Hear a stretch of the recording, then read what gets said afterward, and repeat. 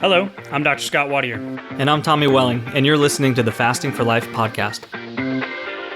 This podcast is about using fasting as a tool to regain your health, achieve ultimate wellness, and live the life you truly deserve. Each episode is a short conversation on a single topic with immediate actionable steps. We cover everything from fat loss and health and wellness to the science of lifestyle design. We started Fasting for Life because of how fasting has transformed our lives, and we hope to share the tools that we have learned along the way.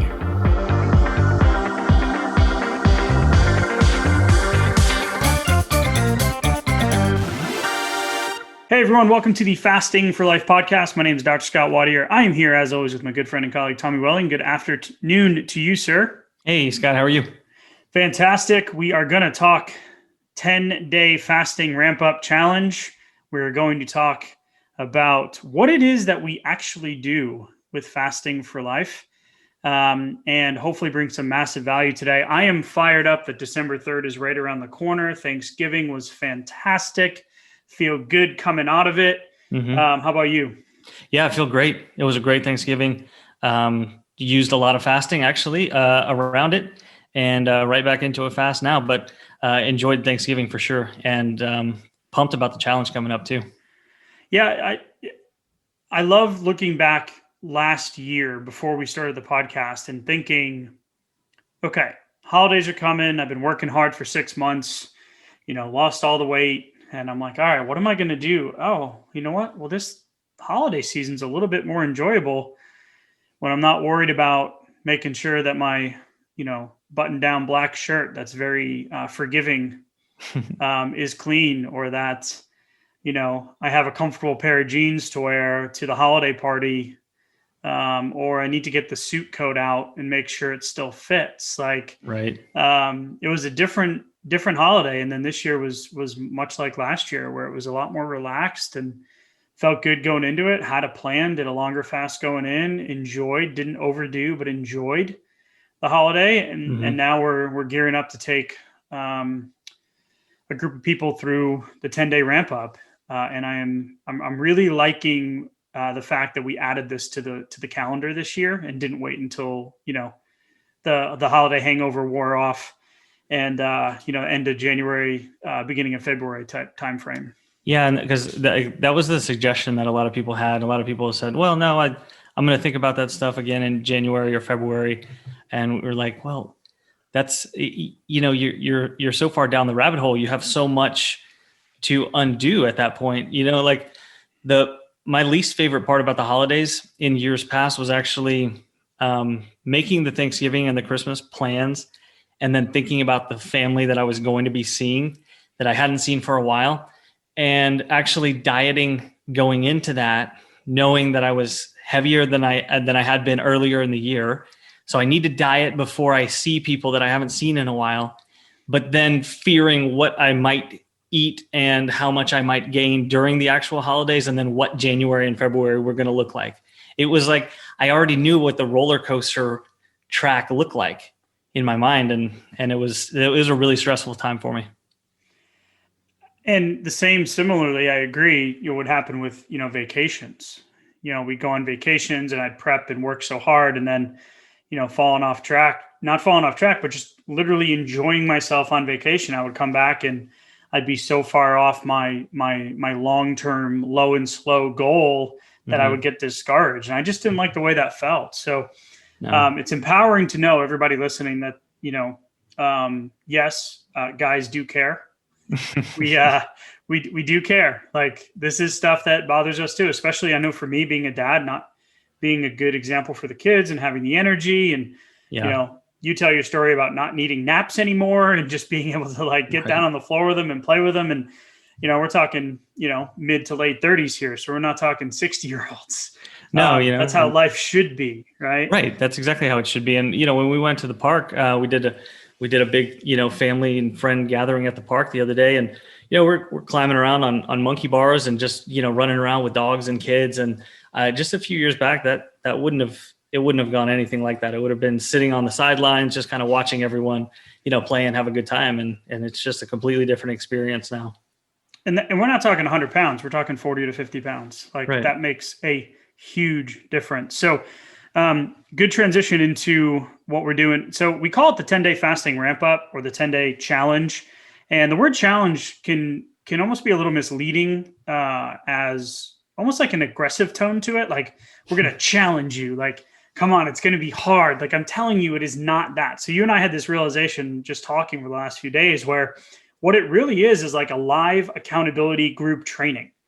Yeah. And I don't even think the training is the right word because it's so much more than that. And I think that's why, when we first started this process of delivering our story and our message and wanting to take on, the massive undertaking of spreading the word of how to prevent diabetes and the insulin friendly lifestyle and getting the word out that you have a choice when it comes to your path, when it comes to weight and health and all these other different things. Mm-hmm. What we realize is that really what we do is much simpler than what a lot of people think it is. And the live group training is 10 days of us. It's 10 days of the group. It's 10 days of the ability to ask questions and get feedback and plan and learn how to pivot.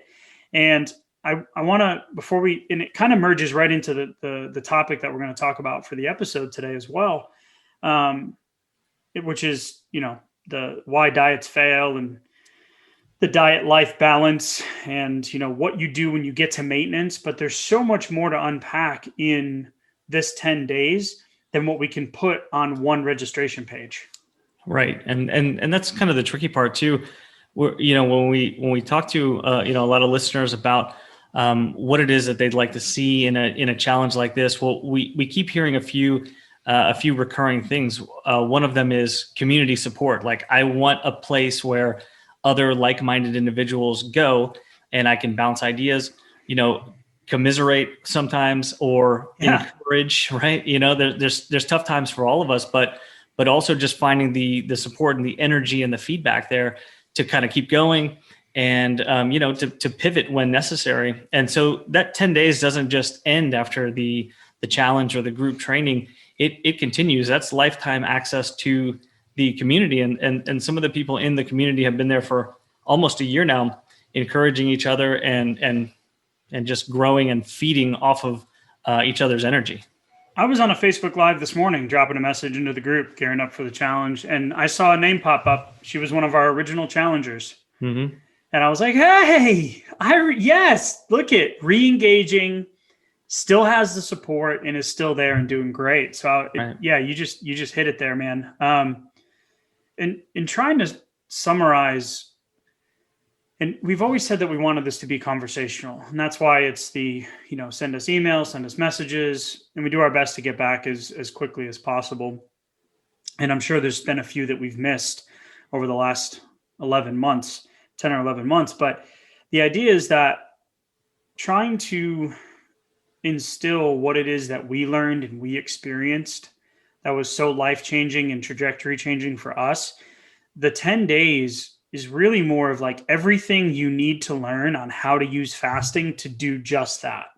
And I know that sounds like a big, like mic drop, like, poof, here's all of this. Like, in 10 days, you're going to get all of it.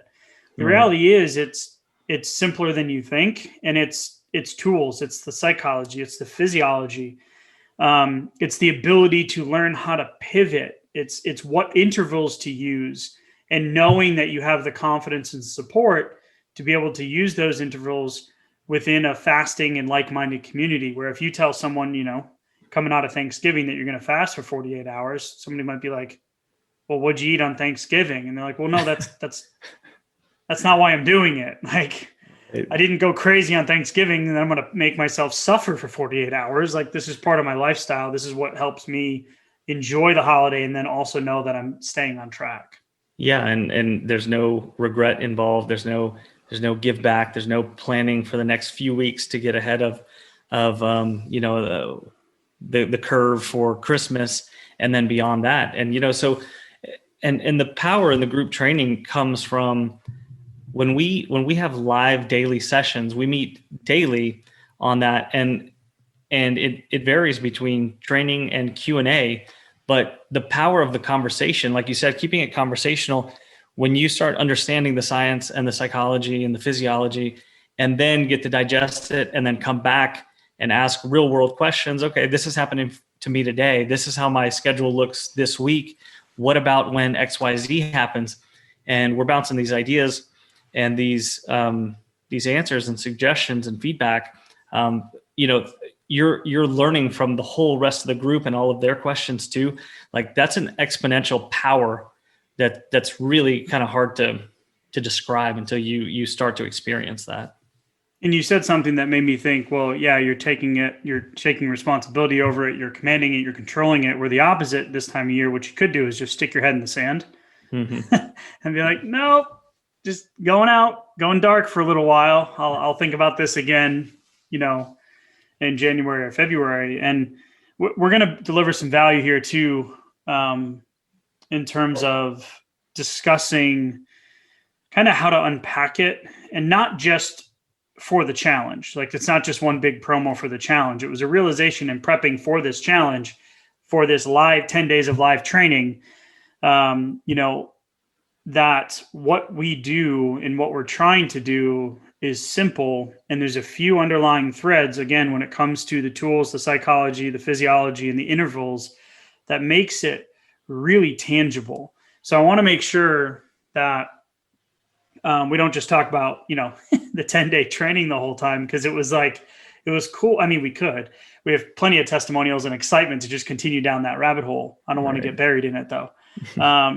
The diet, life balance, the willpower. And then something that we get a lot is not everybody's looking for weight loss. It's really like, how do I use fasting to maintain? So which one do you want to start with first, Tommy?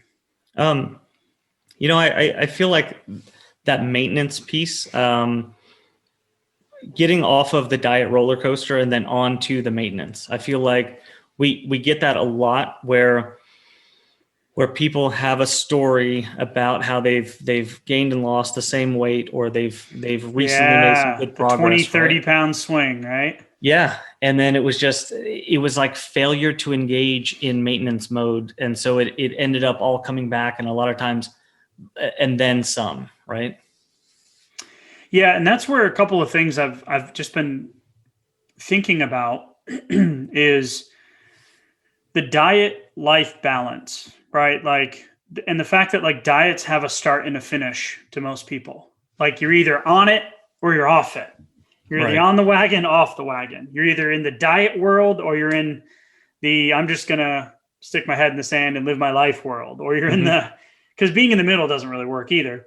So that whole concept that diets have a start and a finish, a lot of the 30-day weight loss programs and 90-day, fat to fit programs and all of the different things that are out there, typically have a start and a finish. And what it comes down to is knowing how to find something that works for you, where the diet doesn't become your life, but as we say, planning your life around fasting and the fasting lifestyle and the insulin friendly lifestyle is where the power resides.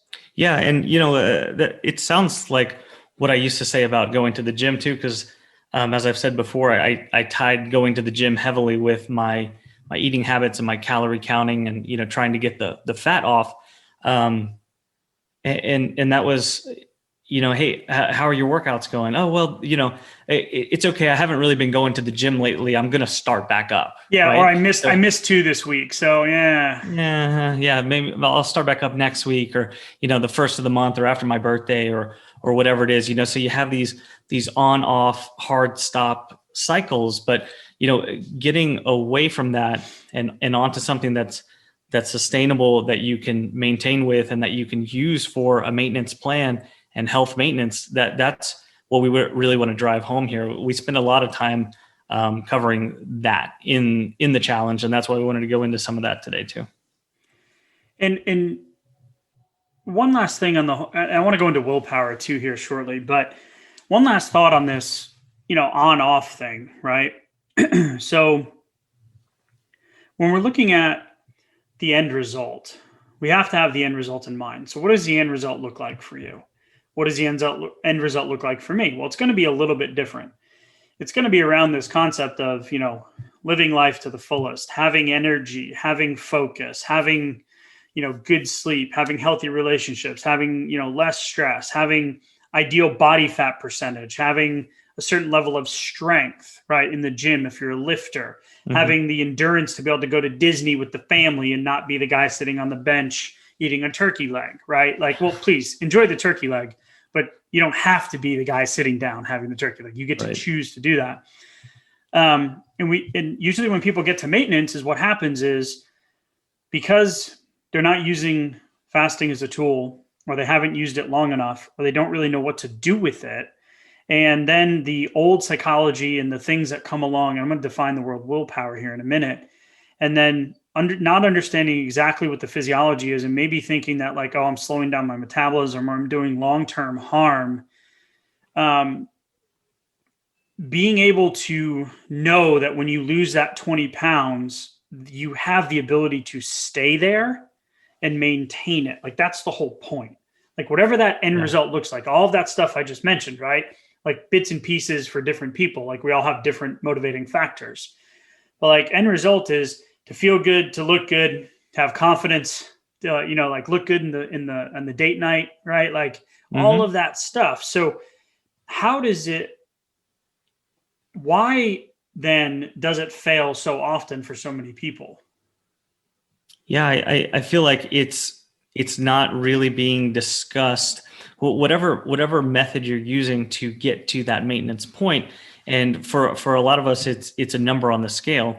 And once you get there, you may know you've hit that, but you don't necessarily have a plan to actually maintain it. So if you were calorie counting, okay, what does your new calorie count need to be? If you were using fasting intervals, or you were doing OMAD or something else, okay, well, now what? If you don't want to continue to lose weight, then what do you need to do now?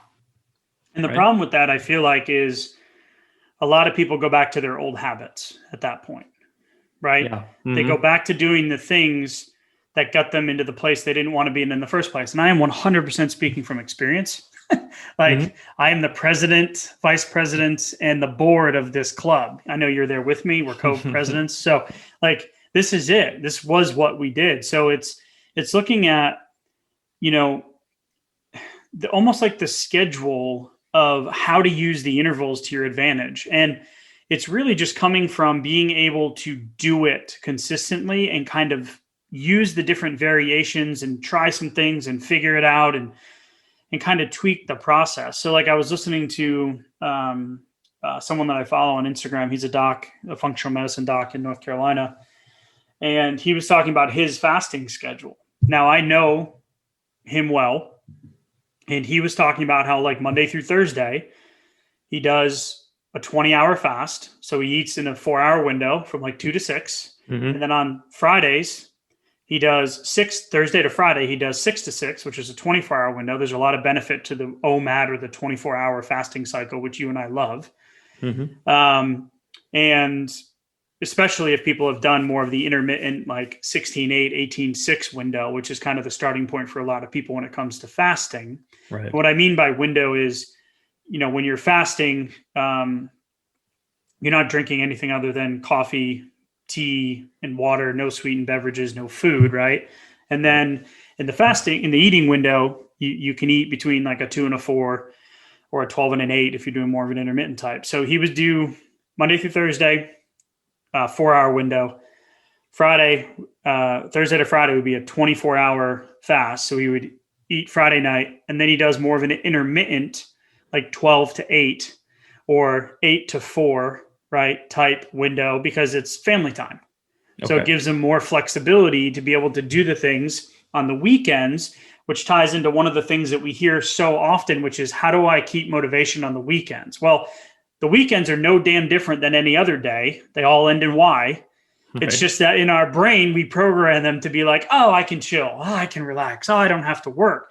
Well, no, it's figuring out how that fits. And I loved his approach, and that's maintaining and working for him. For me, it's more of an OMAD type thing with date nights and planning for holidays and celebrations and those types of stuff. So, it's just that I just don't know if there's enough. And this is why I love the live group trainings, because after 10 days, how to make all of these pivots. Right. And it's those pivots. It's those little question marks that come up when you feel like you have the confidence to answer those questions for yourself, that's when you have the power to keep going for long term, to hit your goals and then to maintain. But it's when you are, kind of going at it alone without the confidence and the reassurance for those questions that pop up, that's when it becomes easy to say, well, I'm not sure if I'm making the right choice here. And then kind of feel like you just fell off the wagon again. And then things kind of backslide, right? Like that's a pattern that we see sometimes. But for the functional medicine doc, that's his maintenance plan, correct? Correct. Okay.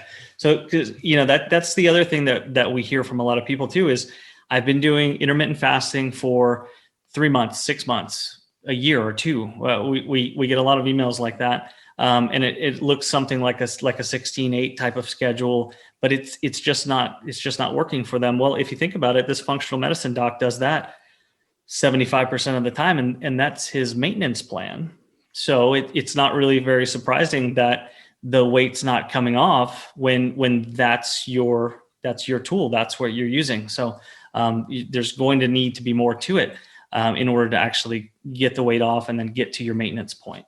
Which is one of the reasons why, one of the questions we get, which OMAD, well, why do you guys endorse OMAD? Well, OMAD is what worked for us. It's what worked for one of our biggest testimonials, Candace, who, has lost 80 pounds up until this point, reversed her diabetes, and she did OMAD. I shouldn't say only OMAD, but she did OMAD every single day for a year.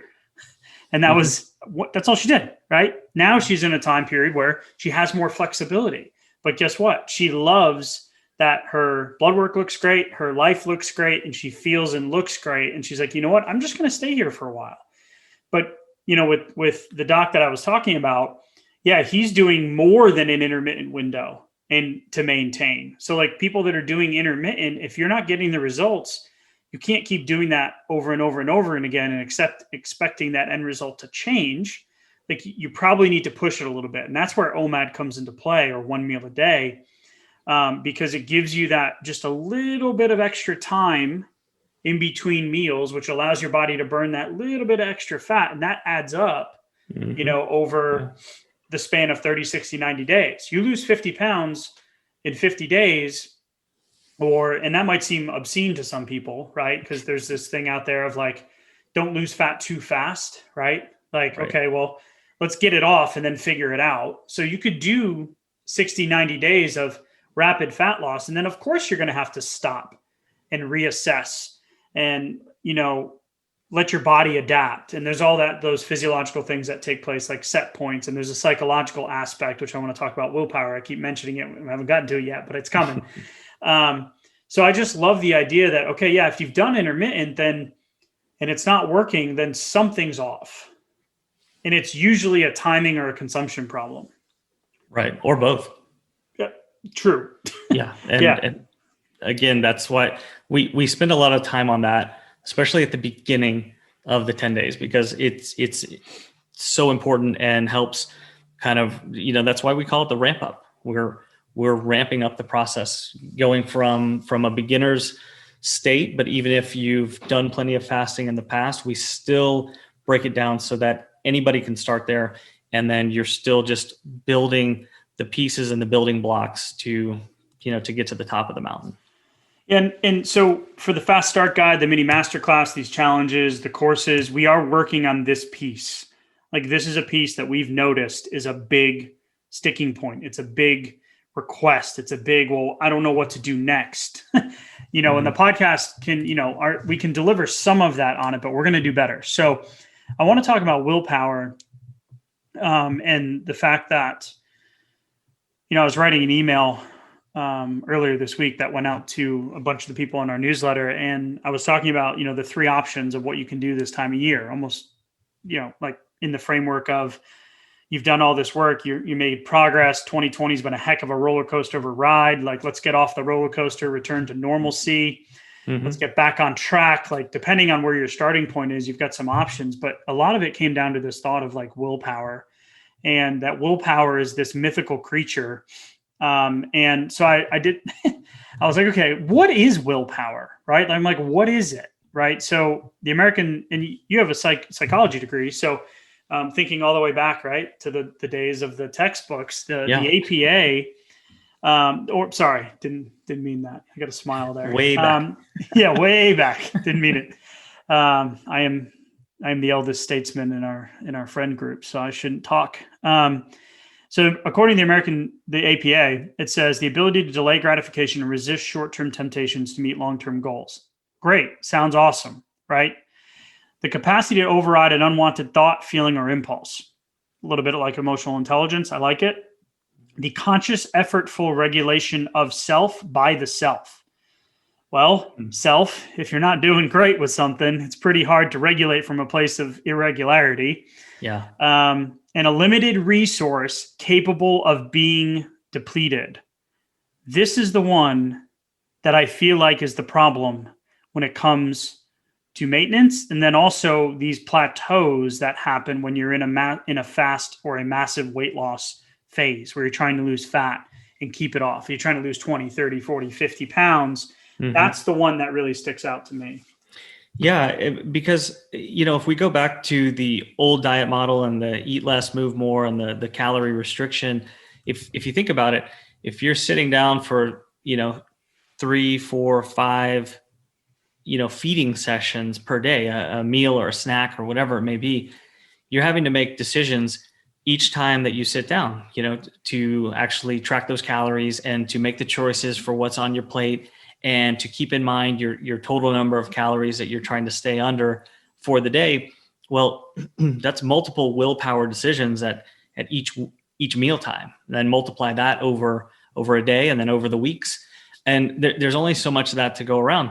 And the less sleep you get, the less willpower you have. If you have any alcohol to drink, you have less willpower, right? If you have stress going on, if kids are talking in your ear or trouble at work or at home or anything else like that's all weighing on your willpower. It drains it. So reframing all of what we're doing and coming at it at an angle that involves less of the willpower and more personal empowering decisions is really where we can kind of get off of that willpower train and not worry about the depleting resource so much. Yeah. And it's, I mean, when we talk about the physiology of it, it's hormone driven. You've got the leptin and the ghrelin and the cephalic phase and all the digestive stuff. And you've got insulin, which is a hormone. Like it's this big network of hormones controlling it. So, simply, like you just said, framing it, removing the triggers, and having a different mindset about it, where it's not a bad thing to say yes or no, or to think about anchoring to something greater, which is this whole idea of maintenance. Like, what does the end result look like, and how am I going to get there? And that's what I loved about. There's a book called The Willpower Instinct. I have not read it, but I've seen a video explanation of it, and it's written by Kelly McGonigal. And she talks about 3 things, where it's the I won't power, the I will power, and the I want power. And kind of explains, like, the I won't power is when your body's screaming, yes, I want that, and you say no. Like, that's willpower in the moment, where you're like, yeah, oh, pizza, put into my belly. Like, I want the pizza. Like, my body is hungry. I'm screaming for pizza, and I say no. That's great. But that's finite. Yeah, you can only do it so many times. Right. And holidays, there's a lot more of those opportunities, right? So yeah, the second part was the I will power. And I like this framework where it's saying yes to the things you will know that lead you closer to the end goal. And this is where willpower is typically a negative thing, but this is actually a positive reprogramming, where you have the ability to say, yes, I am going to do this because it's going to get me to the end result, which is so much more powerful on the PFC, or the prefrontal cortex of the brain, and that neuroplasticity and that rebuilding of the habits. So I've loved that piece of it, where you actually have a positive reinforcement here, even though we're talking about willpower, which is typically a bad thing that we run out of. Yeah. So this is like where the doc was saying, I will set a 24-hour timer every Thursday after dinner, because I'm going to be waiting till Friday dinner when that's my date night. That's important to me. And I will be doing that every single time. But that's a positive reinforcement right there. And that's one of the things that we focus on too. I love it. And then the third one, which I thought was cool, which is what we really go over often, especially when our coaching clients and even with myself, where it's like, okay, I'm a little off track here. Why? Okay, well, what is my why? What is my end goal? What is my end game? What is my legacy? And it's not just, I want to lose weight. It's, okay, there's an exercise we do where you go 5 layers deep just by asking simple questions. And the I want power is really like remembering what we really want for the end goal. And I love how she talks about our brain has the ability, to harness all 3 of those things within the one willpower matrix. We have the ability to say no at times, and we can strengthen that muscle. We have the ability to say yes, which positively reinforces us. And then we have the anchor, which is the why, which is the remembering what you really want for the end game, which is exactly the framework for what a maintenance type fasting schedule looks like. Because people with the OMAD say, am I going to do this the rest of my life? Well, are you where you want to be? Okay, great. So let's do this and focus hard for 6 months, and then we'll reassess. Yeah. And so, there's more to that question too. Like, are you where you want to be? What do you want things to look like on a day-to-day basis when you get to that maintenance point too? So that's such an interesting question, and each one has a different history to it whenever we get those. But I think just understanding the difference between the finite portions of the willpower versus what your own decisions are once you actually have the tools to get there, and how they separate. It's hard to understand that until you just get started and start feeling that shift happening, and then the ball gets rolling.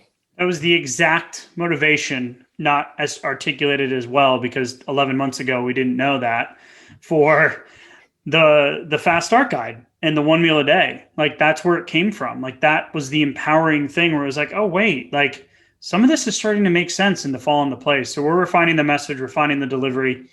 If you guys don't know what we're talking about, Fast Start Guide, go to the website, www.thefastingforlife.com. Click the button. You put in your email.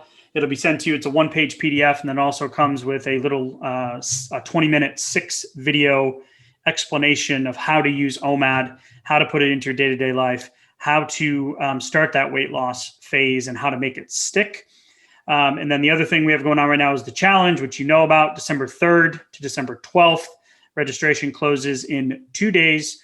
It starts in 2 days. Registration closes tomorrow, Wednesday the 2nd. And we got a great group of people, lots of energy and excitement already. So go to the website, get registered. And Tommy, any last thoughts here on what they need to do? But I think we covered it, and I'm really excited that things are starting to become clearer as we're starting to ramp up for 2021. Yeah, I really think they are. And I think things are falling into place for everyone who's kind of been on this journey with us. And it's just going to be an awesome end of the year, and then into a great 2021. So I'm looking forward to it. So send us a message if you guys have any questions, and hope to see you on the inside. All right. Thanks, Tommy. Thanks. Bye. So you've heard today's episode, and you may be wondering, where do I start? Head on over to thefastingforlife.com and sign up for our newsletter, where you'll receive fasting tips and strategies to maximize results and fit fasting into your day-to-day life. While you're there, download your free Fast Start Guide to get started today. Don't forget to subscribe on iTunes, Spotify, or wherever you get your podcasts. Make sure to leave us a 5-star review, and we'll be back next week with another episode of Fasting for Life.